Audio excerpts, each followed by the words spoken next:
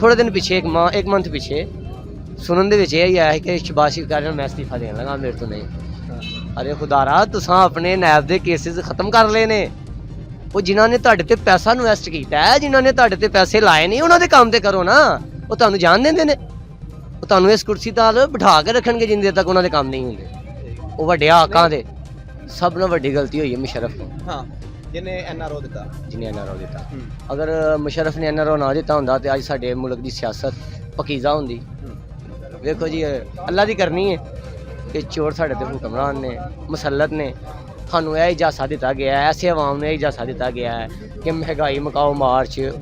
कोई अदारे वाला कोई मामला सियासी पॉलिटिशियन कोई भी बंदा दस छड़े कि महंगाई तो अलावा उस बंदे तो कादी प्रॉब्लम सी, कादी टेंशन सी। साडी इंडस्ट्री टॉप तो लैके गया, ठीक है जी। ओवरसीज़ पाकिस्तानी ते तुहाडा मुल्क चल रहा है, बेशक उन्हां दे हकूक दिते गए ने। पाकिस्तान नू ओवर कंट्री दे विच एक पहचान दिलाई गई है।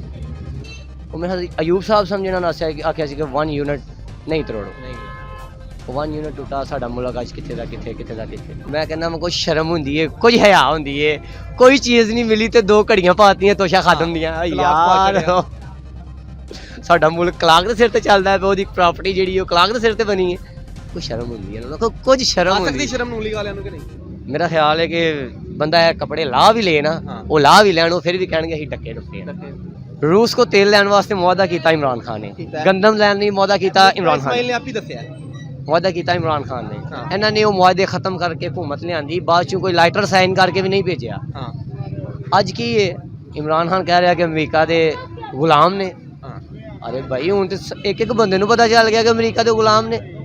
किस तरह नहीं गुलाम, नैटो का हिस्सा बन रहे ने, इतिहाद कर रहे हैं अमेरिका दे नाल।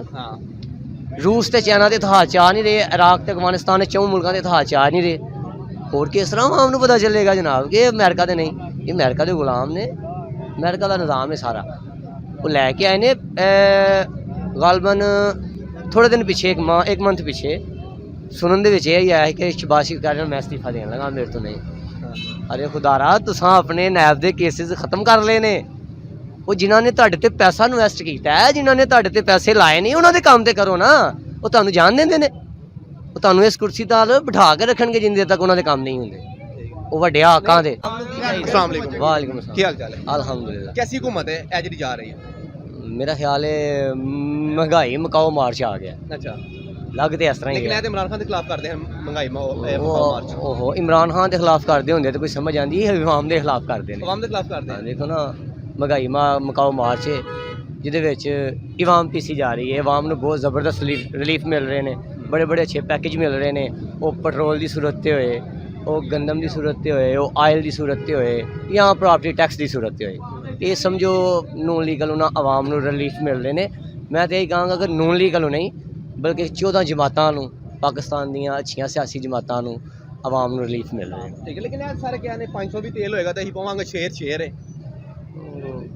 मुहब्बत का ना कोई तकाजा नहीं हुंदा। अच्छा ते वो मेरा मतलब बेचारे है सारे ही हवादार ने ना। नहीं ए कैसी मुहब्बत जिहदे नाल मुहब्बत है महबूब बाहर जाके बैठा है। पता की गल है सब नाल वड्डी गलती हुई है मुशर्रफ को। हाँ जिन्हें एनआरओ दिता, जिन्हें एनआरओ दिता। अगर मुशर्रफ ने एनआरओ ना दिता होंदा तो अज साडे मुल्क की सियासत पकीज़ा होंदी। मेरे ख्याल दे नाल साडे मुल्क की सियासत पकीज़ा नहीं। अगू मैं जो कहना चाह रहा हूँ समझ गया साडे मुल्क की सियासत पकीज़ा नहीं।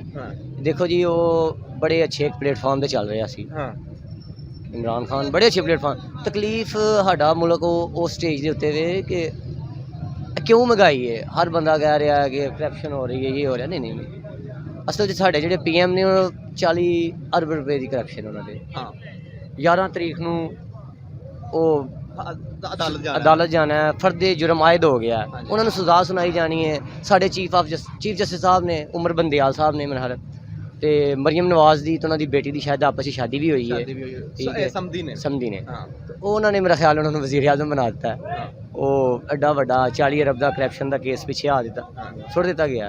तो बाकी हुण देखो जी अल्लाह की करनी है कि चोर साढ़े ते हुक्मरान ने, मुसलत ने, सानू यह इजासा दिता गया है, ऐसे अवाम ने इजासा दिता गया है कि महंगाई मकाओ मार्च। महंगाई तो अलावा कोई एक प्रोसीजर दसिया जाए जिड्डा मर्जी वड्डा तुसीं भी एंकर पर्सन हो, ठीक है, कोई अदारे वाला कोई मामला सियासी पॉलिटिशियन कोई भी बंदा दस छड़े कि महंगाई तो अलावा उस बंदे तो कादी प्रॉब्लम सी, कादी टेंशन सी। साडी इंडस्ट्री टॉप तो लैके गया, ठीक है जी।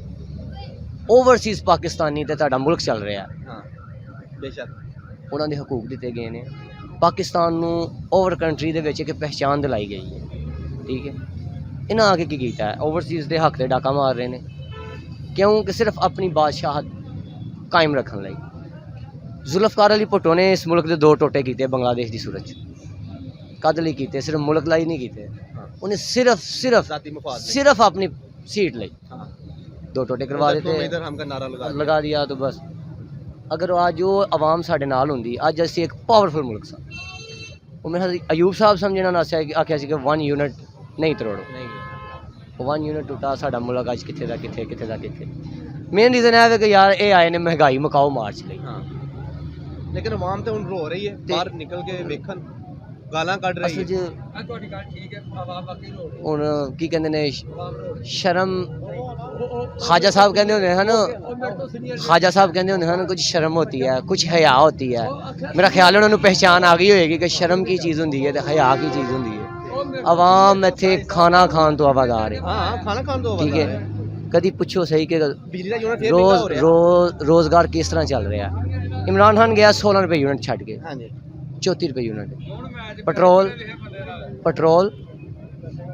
150 रुपये, 150 रुपये, 250 रुपये 250 लीटर। हो गया, 248 रुपये कुछ पैसे केड़ा आवाम नूं रिलीफ चार्ज कर रहे हैं। केड़ा आवाम नूं रिलीफ है?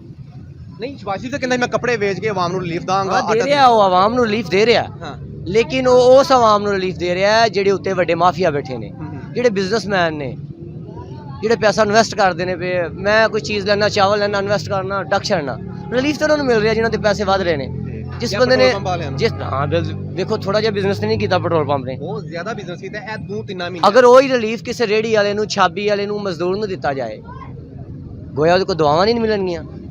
हुण जाके वेखो हर मजदूर तबका झोली चुक चुक के बददुआवां दे रहा ना, बददुआवां दे रहा। बाकी अल्लाह पाक ही है साडे मुल्क दा मुहाफिज, इन्हां दे वास्ते रोग नहीं, ये ते बेचारे बस अपना मामला चलान आए ने, पेट भरना आए ने, अपने केस खत्म करना आए ने। तो वीडियो लाइक करना मत भूलिएगा, सब्सक्राइब बटन पर क्लिक करें और बेल के निशान पर भी क्लिक करें ताकि हर वीडियो आपको मिल सके। अपना ख्याल रखिएगा। अल्लाह हाफ़िज़।